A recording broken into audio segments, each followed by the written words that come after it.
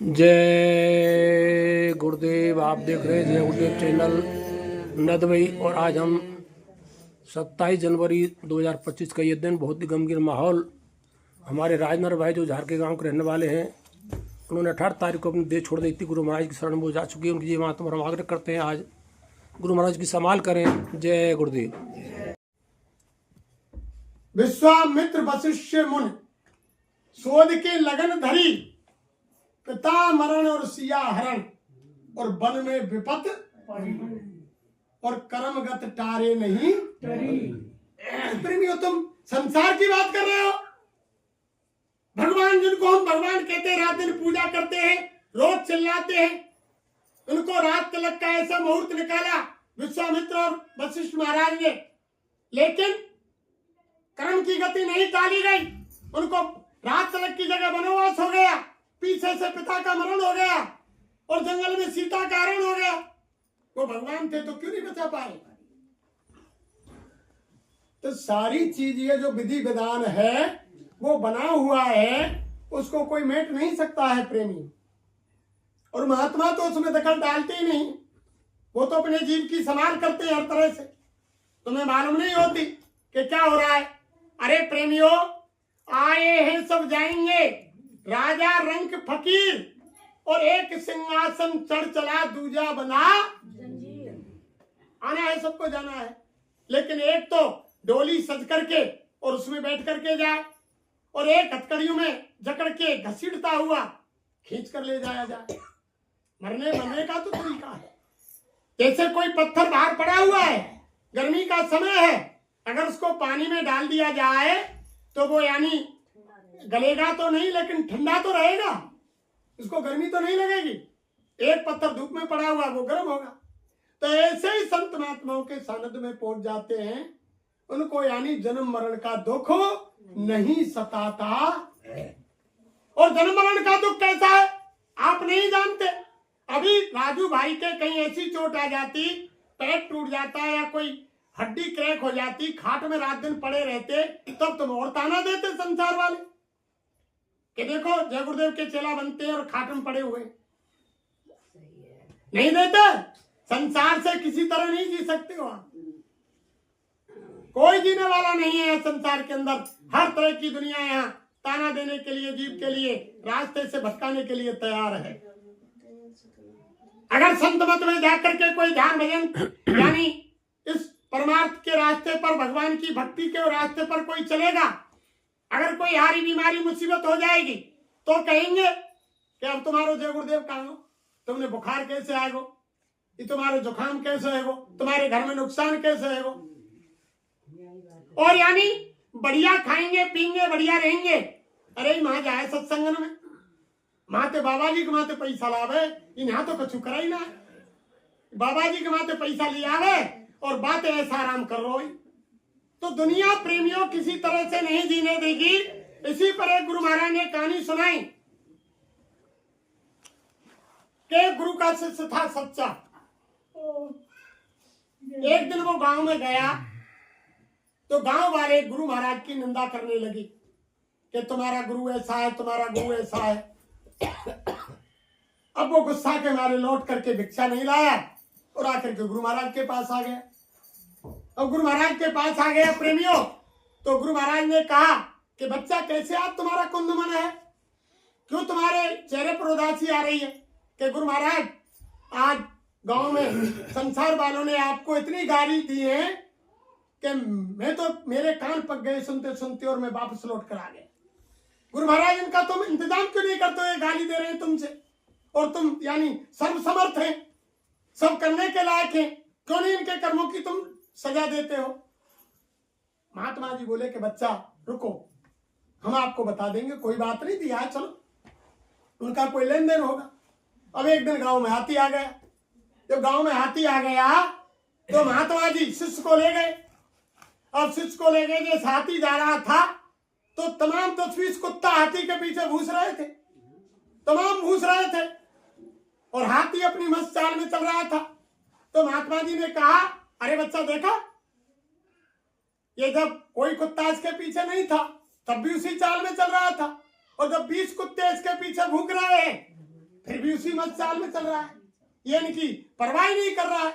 अरे तो बच्चा, ये तो संसार है, तुम तुम्हारी भक्ति में मस्ती रहो और आराम से चलते रहो। ये संसार तो यानी कुछ कहेगा जो कहेगा। ये सारी चीज यानी महात्माओं के यहाँ प्रेमियों, ये सारी चीज मिलती है। जब हम इनके सानिध्य में जाएंगे तो संसार में हम कोई चर्चा ही नहीं करेंगे।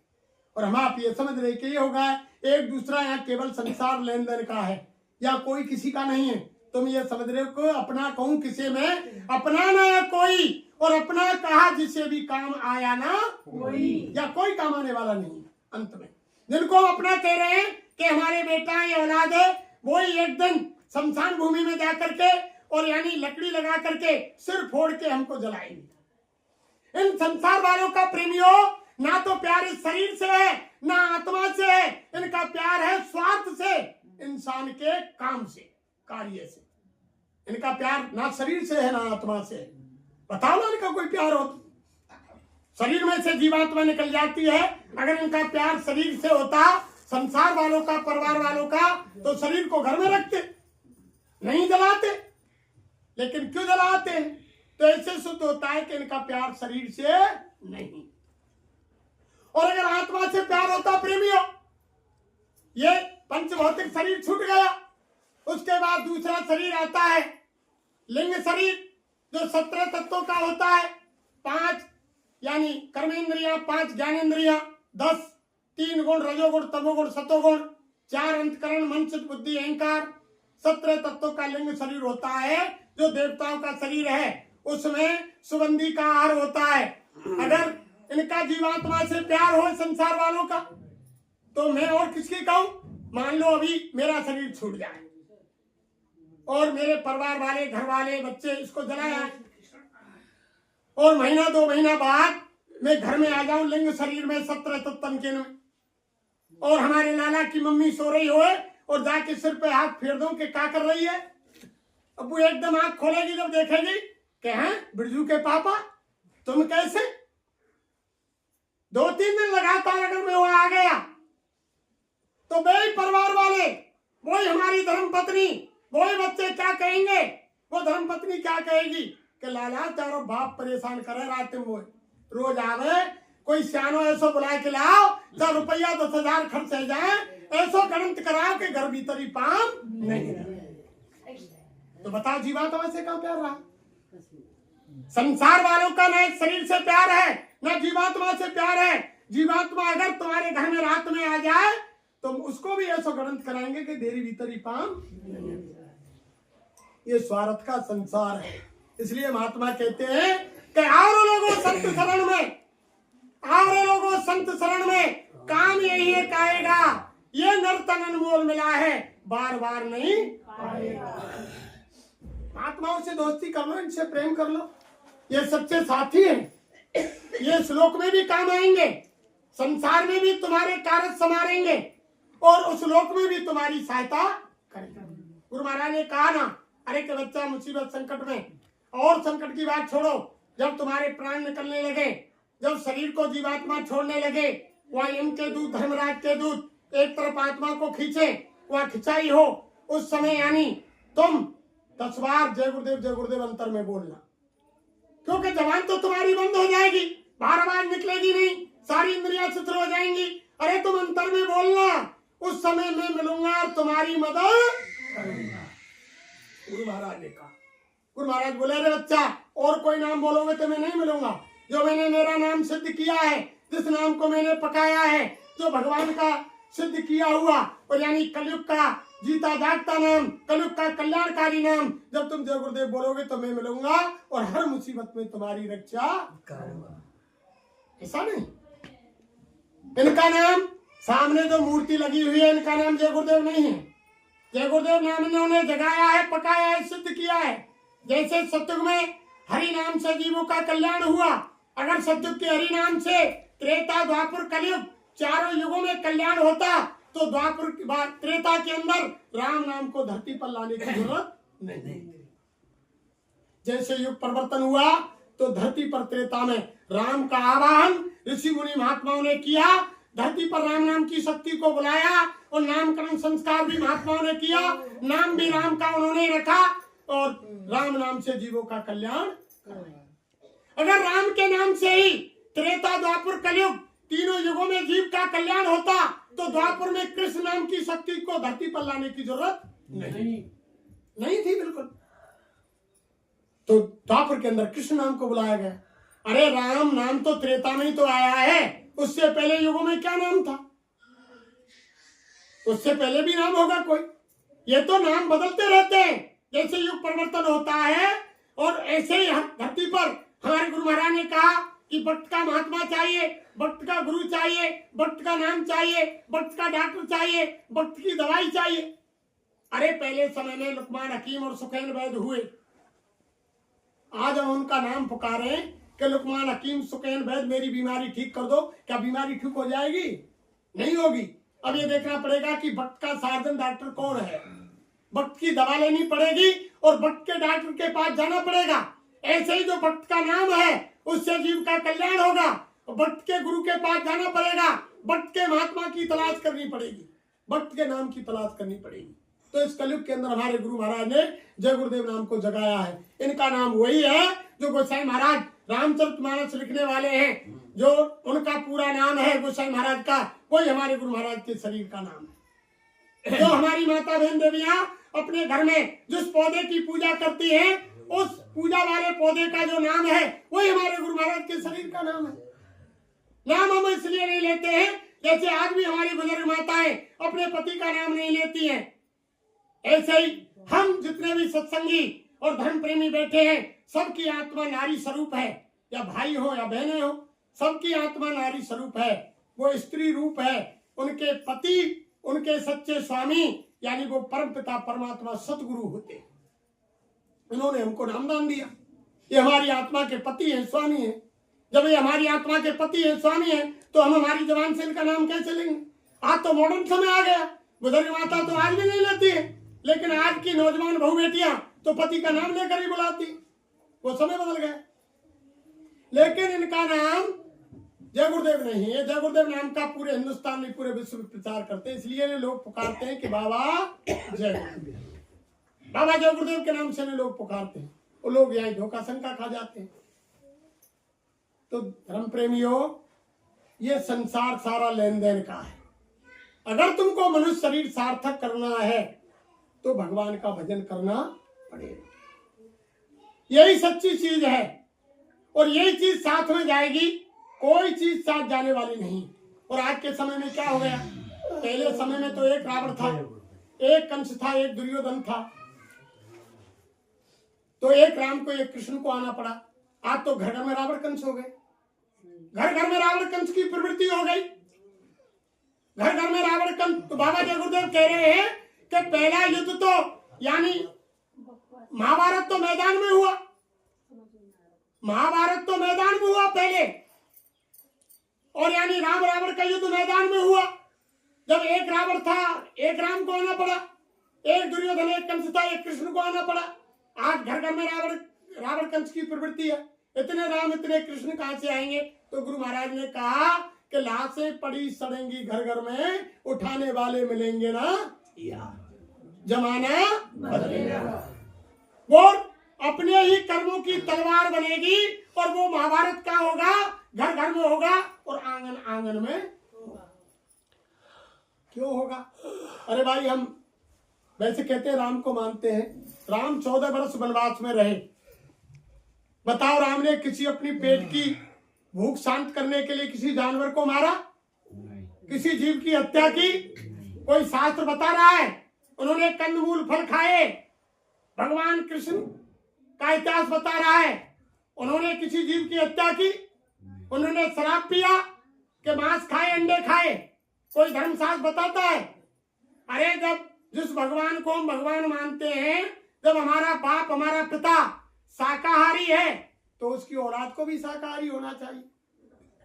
भाई, ये भारत देश ऋषि मुनियों की संतान है, ऋषि मुनियों की औलाद है ये भारत देश। और फिर हम ये यानी मांस मछली अंडा शराब खा पी रहे हैं। कोई धर्म ये आदेश नहीं देता, कोई मजहब आदेश नहीं देता कि आप शराब पियो, मांस खाओ, अंडा खाओ। कौन सा धर्म आदेश देता है? ना कोई देवी देता है, ना देवता देता है, ना कोई भगवान देता है। ना राम ने दिया, ना कृष्ण ने दिया, ना हनुमान ने दिया, ना महावीर ने दिया, ना बौद्ध ने दिया, ना ईसा मसीह ने दिया, ना मोहम्मद साहब ने दिया, ना गुरु नानक साहब ने कहा। किसी धर्म मजहब ने नहीं कहा कि आप शराब पियो और मांस खाओ, अंडा खाओ। ये तो यानी ऊपर से ही सारी चीज बनाई प्रेमी हो। इसीलिए तो महात्मा कह रहे, हमारे गुरु महाराज कह रहे हैं कि अगर आपको खराब समय से बचना है, बीमारियों से बचना है, मुसीबतों से बचना है, लड़ाई झगड़ों से बचना है, घर में परिवार में अमन चैन चाहते हो, सुख शांति चाहते हो, परिवार को खुशहाल देखना चाहते हो, तो आप शाकाहारी हो जाओ, शाकाहारी हो जाओ। आपका यानी परिवार भी सुख शांति में रहेगा और आने वाले खराब समय में आपकी रक्षा हो जाएगी, रक्षा भी हो जाएगी।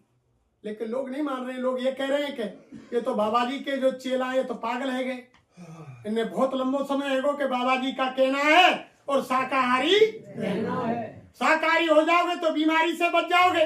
बाबा जी तो बचा रहे हैं और शाकाहारी बना रहे हैं। कुदरत है तैयार खड़ी, आगे तबाही बड़ी बड़ी, और फिर मत कहना हमें बचाओ, और अभी समय है बचना चाहो। अब हम जब आप प्रचार करें, जब बहुत से कहें कि ये तो बाबा जी के बंदे चेला, ये तो पागल है कि जय गुरुदेव बाबा जाकर टोपी और टाटर में पहन के रात ना निकल रहे हैं कि अभी समय है तो बचना चाहो, फिर मत कहना हमें बचाओ, और मरी मूसरी उड़ा। ये पागल है सब। लेकिन हमारे गुरु महाराज ने कहा इसका भी समय है, शाकाहारी होने की तारीख निश्चित है। जब तक ये प्रचार चल रहा है, अगर तारीख से पहले तुमने शाकाहार अपना लिया तो खराब समय में तुम्हारी रक्षा हो जाएगी। और वो शाकाहार की तारीख निकल गई और जज न्याय के तख्त पर बैठ गया तुम्हारी फाल लेकर के, उस समय माफी नहीं देगा, तुम्हारे कर्मों की सजा तुमको भुगतनी पड़ेगी। उस समय वो माफ नहीं करेगा। माफी का समय तो अभी है, करवा लो। और बाबा जय गुरुदेव तो कह रहे हैं कि बच्चा ऐसा परिवर्तन होगा जो लोगों के दिल दिमाग में ही नहीं है। तुम रात को सोएंगे जब कुछ और जगेंगे जब कुछ। जो भुजर कच्छ में हुआ था कई साल पहले, 20-20 मंजिली बिल्डिंगें धराशायी हो गई। ऐसा परिवर्तन होगा जो रात में सोएंगे जब कुछ खा पी करके चैन से, और सुबह जगेंगे जब कुछ नहीं। अब ऐसा नहीं होगा। वो तीर तलवार हथियार वाला युद्ध, वो महाभारत और वो राम रावण की लड़ाई नहीं होगी मैदान में, जिसके लिए आप सोच रहे हैं। समय कगार पर है, इसलिए हमारे गुरु महाराज सबको बचाना चाहते हैं। उनकी नजरों में सब उनके बच्चे हैं। महापुरुषों के स्वयं महाराज कहते थे मन से, अरे बच्चे बच्चियों, वैसे संसारिक दृष्टि से मेरे कोई बच्चा बच्ची नहीं है, कोई संतान नहीं है, मैंने शादी नहीं की, लेकिन ज्ञान दृष्टि से, आध्यात्म दृष्टि से जितने भी मेरे सामने बैठे हैं, गुरु महाराज बोले सब मेरे बच्चे बच्ची हैं। और कोई माँ बाप अपने बच्चों को दुखी देखना नहीं चाहता। तो मैं आपको बताना चाहता हूं, अब शाकाहारी हो जाओ, गुरु महाराज ने कहा। और अगर आपने उनकी बात को नहीं माना तो समय ऐसा मजबूर कर देगा कि आपको मजबूरन होकर के मानना पड़ेगा। नहीं मानेंगे तो फिर विनाश के घाट पर जाना पड़ेगा। तो देखो प्रेमियों, ये संसार लेन देन का है। हर जीव यहाँ चुकने चुकाने के लिए आया है। एक स्वामी महाराज ने एक कहानी सुनाई कि देखो एक फौजी था, फौज में नौकर लग गया, फौज में नौकर हो गया। अब उनके कोई माँ बाप नहीं, माँ बाप भी बचपन में चले गए और शादी हुई नहीं। अब फौज में नौकरी करते थे और एक सेठ से सामान खाने पीने का फौज में ले जाते और सप्लाई करते उसकी। तो सेठ से फौजी भाई की अच्छी दोस्ती हो गई प्रेमी। जब अच्छी दोस्ती हो गई तो सेठ जी फौजी से बोले कि भैया फौजी, तुम्हारे पास बहुत सारा धन इकट्ठा हो गया, ना तुम्हारे कोई बीवी बच्चे हैं, ना तुम्हारे माँ बाप हैं, भैया ऐसा करो ये धन तुम्हारा मुझको दे दो, मैं व्यापार में और यानी बढ़ोतरी कर दूंगा और तुम्हारे धन भी बढ़ जाएगा और मेरा व्यापार भी चमक जाएगा। जब सेठ की और फौजी की दोस्ती गहरी हो गई तो फौजी ने कहा कि भैया सेठ ठीक है। फौजी ने सारे पैसे सेठ जी को दे दिए। अब दे दिया प्रेमियों। और जब फौजी के पैसे सेठ जी को चले गए, अब फौजी रोजाना माल की सप्लाई करे आए जाए। कुछ समय बाद क्या हुआ कि दूसरे देश से लड़ाई छिड़ गई।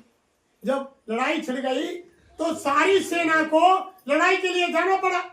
उस सामान सप्लाई करने वाले फौजी का नंबर भी लड़ाई के लिए आ गया। अब उसको ऐसी बदतमीज घोड़ी मिली प्रेमियों, जब वो घोड़ी पर सवार हुआ तो बॉर्डर पर पहुंचा तो वो घोड़ी जबरन उस फौजी को खींच करके दुश्मन के गोल के अंदर खूब लगाम को खींचा, गलफड़े फट गए लेकिन नहीं रुकी और दुश्मन के गोल में जाकर के पहुंच गई। दुश्मनों ने घोड़ी को भी खत्म कर दिया और वो फौजी भी मर गया। अब फौजी मर गया। अब दूसरे दिन क्या हुआ प्रेमियों, सेठ जी के पास दूसरा फौजी भाई सामान लेने गए। जब सामान लेने के लिए गया तो सेठ जी ने पूछा कि भैया वो फौजी क्यों नहीं आए जो पहले सामान ले जाते थे? कि भैया वो दूसरे देश से लड़ाई छिड़ गई और घोड़ी इतनी बदतमीज निकली कि दुश्मन के गोल में ले गई, वो फौजी भाई भी मारा गया और घोड़ी भी खत्म हो गई। अब सेठ जी को बड़ी खुशी हुई कि ना तो पैसा लेने वाला रहा, चला गया और मेरा व्यापार चमक गया। खुशी मनाई सेठ ने। जब खुशी मनाई प्रेमियों तो कुछ दिन बाद सेठ जी के बच्चा पैदा हुआ। अब सेठ जी के बच्चा पैदा हुआ। अब बच्चा पैदा होने के बाद सेठ जी का पहला बच्चा था, बड़ी खुशी मनाई, बड़ी बड़ी मिठाइयां बांटी, बैंड बाजे बजवाए। जब वो बच्चा बड़ा हो गया तो बहुत दूर दूर जाकर के उसको अच्छे स्कूलों में उसको लिखाया पढ़ाया। लिखाया पढ़ाने के बाद जब वो 18-20 साल का हो गया तो बच्चे की शादी कर दी। जब शादी कर दी प्रेमियों तो बड़ी खुशी हुई। अब बहू घर में आ गई। जब बहू घर में आ गई प्रेमियों तो अचानक कुछ दिन बाद ही सेठ जी का बच्चा ऐसा बीमार हुआ कि रात दिन इलाज कराता रहा। सारा घर का धन, सारा व्यापार ठप हो गया और पूरा धन बच्चे की दवाई में खत्म। सारा धन लग गया प्रेमी। जब सारा धन लग गया मात्र 5 रुपए बाकी बचे। तब एक दिन सेठ जी रोते हुए जा रहे थे, एक रास्ते में महात्मा मिल गए। जब सेठ जी का उदास चेहरा देखा, महात्मा ने पूछा कि सेठ जी इतने उदास क्यों हो? कि महाराज जी क्या करूं, सारा व्यापार ठप हो गया, जो धन कमाया वो सारा मेरे बेटे की शादी में लग गया। घर में बहू आई है, उसी दिन से वो बीमार चल रहा है, सारा पैसा लग गया। अब मेरे पास इलाज के लिए भी कोई पैसा नहीं है। तो महात्मा ने कहा अरे कि एक पहाड़ी पर एक साधु रहते हैं, तुम उनके पास जाओ और वो एक 5 रुपए की पुड़िया देते हैं। अगर जीवन ज्योति होगी तो पुड़िया को खाते ही तुम्हारा बच्चा ठीक हो जाएगा, और अगर दुनिया से जाने वाला होगा तो पुड़िया को खा करके संसार छोड़ के चले जाएगा। अब सेठ जी बोले कि 5 रुपया मेरे जेब में पड़े, चलो या वो करके देखो। सेठ जी बच्चे को पहाड़ी पर ले गए। महात्मा जी ने दवाई दी। दवाई देते ही कुछ क्षण बाद और वो सेठ जी का बच्चा खत्म। अब घर आ गए, लाश को ठिकाने लगा दिया, जला दिया शमशान भूमि में। अब सेठ सेठानी रोजाना रोए, सारा शहर रोए, रात दिन रोते रोते। अब एक दिन एक महात्मा आ गए, देखा गांव में जैसे घुसे, उन्होंने देखा कि सारा गांव सुनसान क्यों है। जब एक इंसान आ रहे थे कि भैया इसमें कोई आदमी इंसान दिखाई नहीं दे रहा है, ऐसा सन्नाटा किस बात का है शहर के अंदर? तो इंसान ने कहा कि भैया हमारे यहाँ के एक बहुत बड़े सेठ थे, बहुत बड़ा व्यापार था और एक ही इकलौता बेटा था उनका, वो खत्म हो गया। तो उनका मकान किधर है भैया? कि इधर है। महात्मा जी चले गए।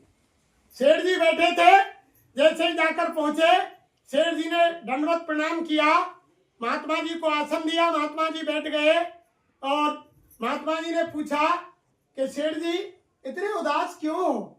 कि महाराज जा को जवान बेटा मरे, वो उदास नहीं होगा तो क्या होगा?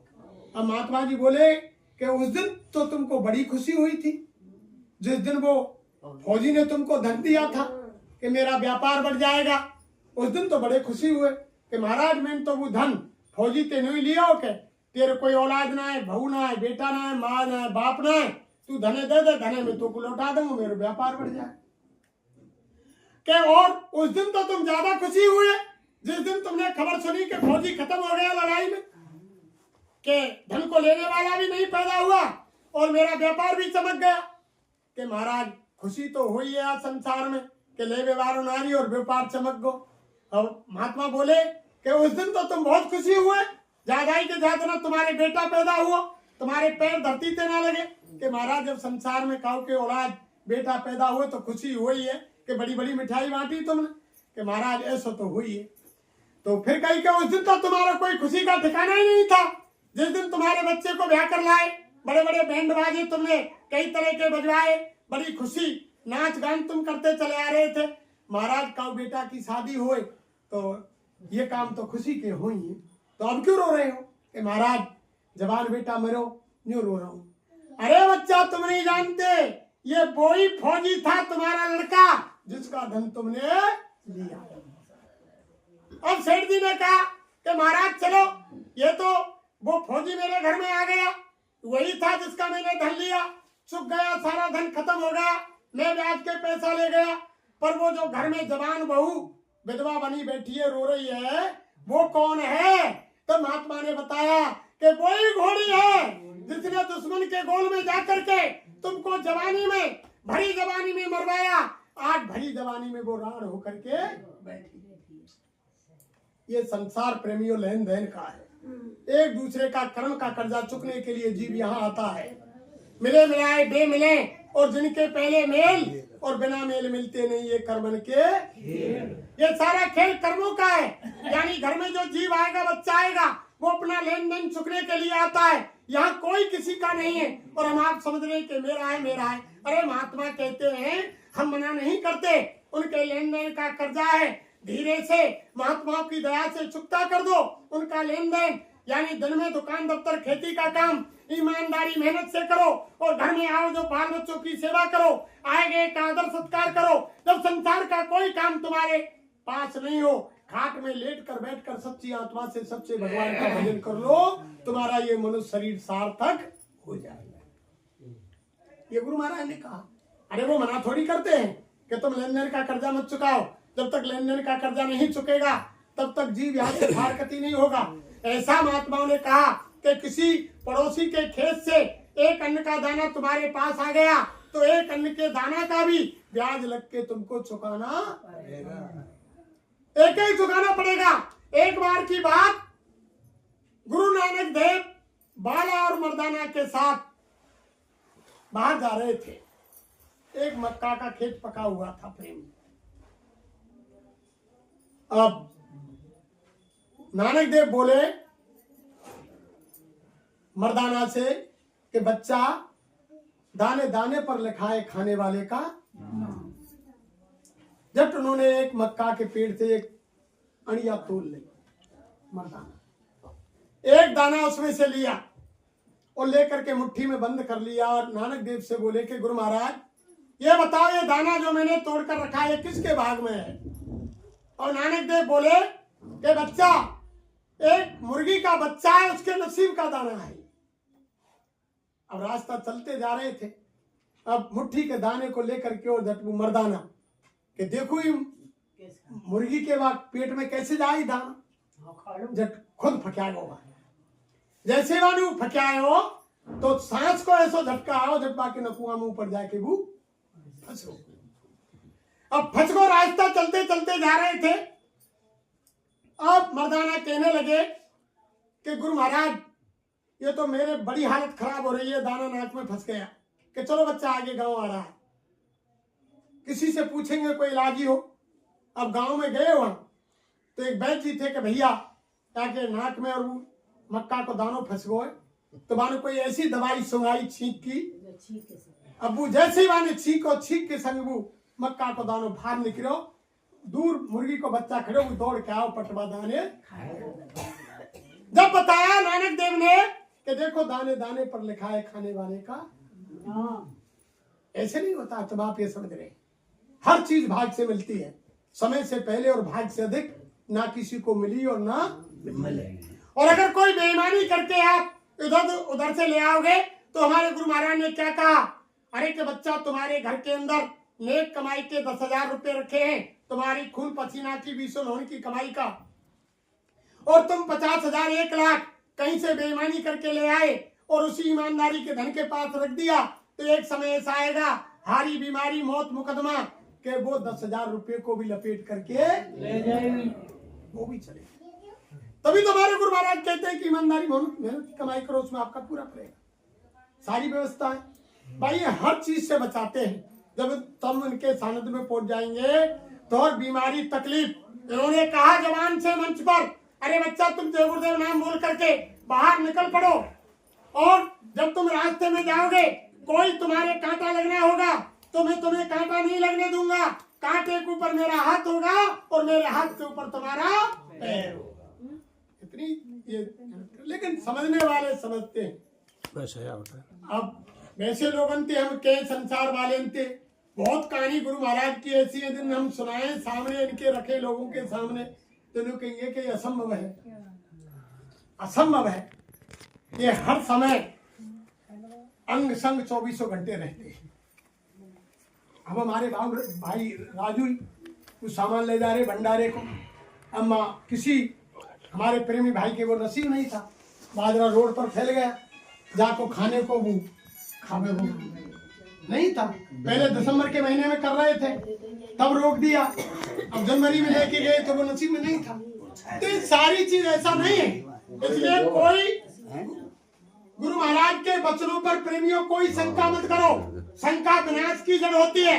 गुरु महाराज ने उत्तर प्रदेश के अंदर एक बार काफिले के अंदर सुबह शाम सत्संग देते गुरु महाराज, और सत्संग में मंच पर चलते ही जय गुरुदेव बोलने के बाद यही कहते, अरे बच्चा शंका मत करो, शंका विनाश की जड़ है। अगर शंका पति पत्नी पर करेगा तो झगड़ा हो जाएगा, और पत्नी पति पर शंका करेगी तो झगड़ा हो जाएगा। बाप बेटा पर शंका करेगा तो झगड़ा हो जाएगा, बेटा बाप पर शंका करेगा तो झगड़ा हो जाएगा, परिवार में कोई शंका करेगा तो झगड़ा शंका विनाश की जड़ है। इसलिए बाबा जी का एक काट है और अपने रास्ते से ना डिगे। और स्वामी जी महाराज तो पहले ही कहा कि हमारे हुए देश से जहां तुम्हारो धाम और तुमको घर पहुंचाओ ये हमारा। ये जन्म मरण के चक्कर से जीव को मुक्त करने के लिए धरती पर ऐसे महापुरुष आए हैं, यानी धरती पर भगवान राम यानी 12 कला से आए, 4 कला यानी परशुराम से लेकर के और राक्षसों का वध किया, और 16 कला से यानी भगवान कृष्ण धरती पर आए। संत 64 कला से धरती पर आते हैं, लेकिन परम संत अनंत कलाओं से धरती पर आते हैं। हमारे गुरु महाराज अनंत कलाओं से धरती पर प्रकट हुए हैं। इनकी कलाओं का कोई ठिकाना नहीं, इनकी अनंत कला है, क्या खेल नहीं कर सकते हैं। लेकिन हम आप संसार के बेकावे में आ जाएंगे। ये तो संसार है, काल तरह से नहीं जीने को। ये तो दोते बने हुए संसार, ये दुनिया दो से बनी है। यहाँ मिलावट है पूरी, दिन रात, यश अपयश, अच्छो बुरो, लाभ हानि, स्त्री पुरुष, यानी हर चीज दो से है। भगवानों 2 तरह के हैं, एक नकली और एक ये जय गुरुदेव। दुनिया उसी को कहते हैं, यानी बेकारों से बुराइयों से भरी हो और अंत में वो किसी को काम नहीं आया, उसको कहते हैं दुनिया। तो प्रेमियों समझ आएगा हो गया। तो देखो प्रेमियों, आज हमारे कर्मठ कार्यकर्ता राजू भाई की आत्मा की शांति के लिए, ऐसे तो हमें 100% नहीं, 1 से 1% भरोसा है कि गुरु महाराज ने उसी समय बना लो उनका कल्याण हो गया, उनका काम हो गया पूरा। वो अब जन्म मरण के चक्कर में नहीं, उनका पूरा काम हो गया। गुरु महाराज ने उनका पूरा, उनकी सेवा पूरी हो गई। आदमी ठहरे गए हैं, कौन है? उनकी सेवा पूरी हो गई। तो मैं लेकिन फिर भी मैं आपसे निवेदन करता हूँ, 2 मिनट में जा रहा हूँ। सभी गुरु भाई बहन धर्म प्रेमी 2 मिनट के लिए आंख बंद करके गुरु महाराज का ध्यान करें और गुरु महाराज से प्रार्थना करेंगे कि हे दाता दयालु, हे समर्थ सतगुरु, हम सभी जीवों पर जिनको आपने नाम दिया है, जिनको अपनाया है, ऐसे ही अपनी कृपा दया बनाए रखें और प्रत्येक जीव की संभाल। जय गुरुदेव।